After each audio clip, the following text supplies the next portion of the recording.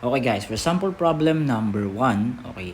Technically, eto guys yung mga concept kasi natin bago tayo dumako ng method of joins and method of section. So please, wag nyo i-skip yung mga ganitong ano-ano. So for sample problem number 1, ang hinahanap sa atin is force P and force F. Okay? So ngayon guys, determine the magnitude of force P and force necessary to keep the concurrent force system in equilibrium. So binanggit na dapat daw yung force system natin is in equilibrium state. Meaning, pag gaganyan, di ba ang sabi ko na ayan sakto, dalawa lang unknown natin. So technically, dapat iikot tayo sa dalawang equations. In this case guys, we have the summation of forces x equal to 0. Okay, and then we have the summation of forces y equal to 0. Considering that the x and y axis are the horizontal and vertical axis. Okay, so in this case, madali lang to.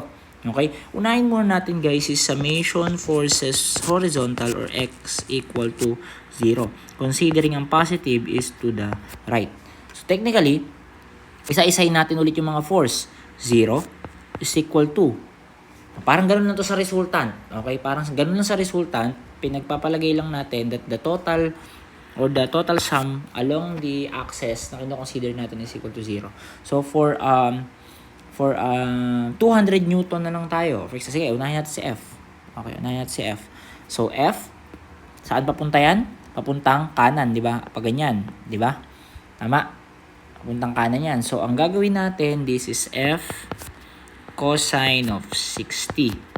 Okay? F cosine of 60 plus, okay? Plus, ito is papuntang kanan din kasi yan, di ba? Plus 200, okay? 200 cosine of 45. Now, etong P natin is ano? Yung P natin is papunta ng left naman. Tama? Puntang left naman yan. Okay, papunta doon. So, in this case, this is minus P cosine of 30. Tapos, meron pa tayong papuntang left na 300. So, minus 300. Okay? So, simplifying guys, pwede nating i-isolate etong part na to. Okay, pwede nating i-isolate yung okay, ano ba pwede natin i-isolate? Etong part na to, yung may mga unknown tayo, and then i-simplify natin. Okay, so mangyayari yan, pag nilipat natin sa left side ng equation, eto pala, nilipat natin to sa left side ng equation, or the other way around, basta ilalabas natin to. Okay, okay, so pwede ko bang sabihin that F cosine of 60, okay, minus P cosine of 30. Ano nyo naman yung ganitong mga di ba? And then mangyayari sa atin diyan is 300, di ba? Dilipat natin to sa kabila. Okay? Kaya naging positive. Tapos to nilipat din natin papakabilang ganun. So naging negative naman siya. Minus 200 cosine of 45. Okay? Now, we have F cosine of 60 minus P cosine of 30 equal to, simplifying the right side of the equation, I think this is 158.579. So this will be our equation. This will be our equation 1. Okay? For our equation 2, okay, okay na tayo dyan. Now, for our equation 2, okay, if we have the summation forces y is equal to 0, considering upward positive naman, okay? So 0, okay? So 0 is equal to, okay, F. Ngayon naman, tingnan natin, F ulit. F.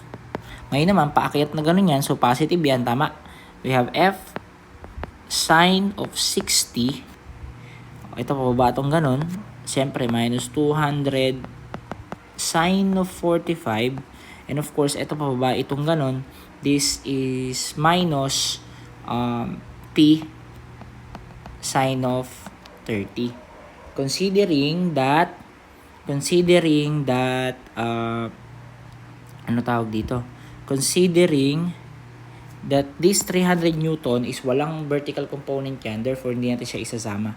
So we have F sine of 60, simplifying and transposing the terms, minus P sine of 30 this is equal to 200 sine of 45. Okay? So, ayun, siguro i-simplify nyo na lang to. So, this will be our equation 2. Okay? Equation 2. Ngayon naman, okay, so, long method tuturo ko sa inyo, but you can use mode 5.1. We have two equations, two unknowns. Mahalaga lang naman doon, alam nyo, at saka alam nyo gamitin, at saka kung paano. But, I suggest na pan-check lang talaga yun. Pero, ayun. So, we have, mas okay siguro if i-analyze natin to as, or ilolong method natin, algebra. So, we have, ilipat natin yung p cos 30 sa kanan. So, we have 158.579. Okay, magiging positive yan. P cosine of 30. Okay? And then divide natin both sides with cosine of 60. Cancel. This is cosine. This is cosine of 60.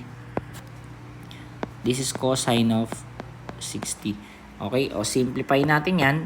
We have 158.579 over cosine of 60. We have 317.158. And then cosine 30 over cosine 60, we have plus 1.732p. Okay, so this will be our equation 1. Equation 1 pa rin naman. Okay, now, isub natin, sub equation 1 to equation 2. So, technically guys, i-substitute lang natin yung value ni f dito kay equation 2. So, equation 2 tayo, since f yung una, f sin 60, yung f natin, papalitan natin ng 317.158 plus 1.732p. Tapos, we have sine of 60. Tama? Minus p sine of 30 equal to 200 sine of 45. Kapag sinipsolve nyo yan, yung p natin is simply equal to negative 133.25 Newton. And yung f natin is equal to 317.158 plus 1.732 by the value of p. This is plus. Okay.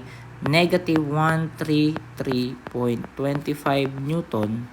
Ang makukuha natin na value ni f is equal to 86.369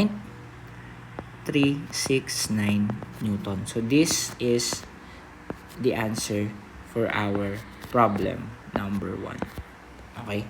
So, ganoon lang naman simple.